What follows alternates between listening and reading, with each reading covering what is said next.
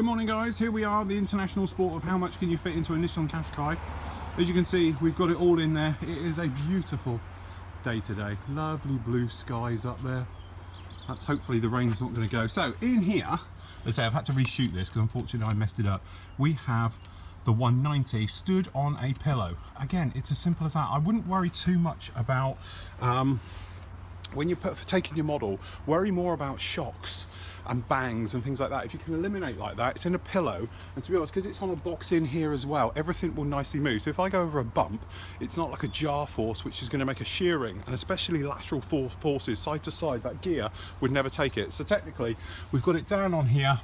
It is on, the only thing is the old pitot tube, which actually doesn't look too bad. I might have to re-glue that when we get there, but he sits there. To be honest, that's glued to the base, so I'm not really worried about him. He'll be fine. I'm going to put something else just down in there when we get going. But as you can see, we are absolutely chocker block in here, and to be honest, John's got a load as well. I've still got to get a little bit more in here. We would be good to go. So plan of action is we're going to leave here at 10 o'clock, go drive to Bridgewater, which is about an hour up the road. When we get up to Bridgewater, we're going to meet up with John. Say hello Lola, she's wondering what's going on. Meet up with John, and then basically from there we'll then travel up the rest of it. So from our point of view, it's usually a 3.5 hour run with no traffic. We're doing it in midday.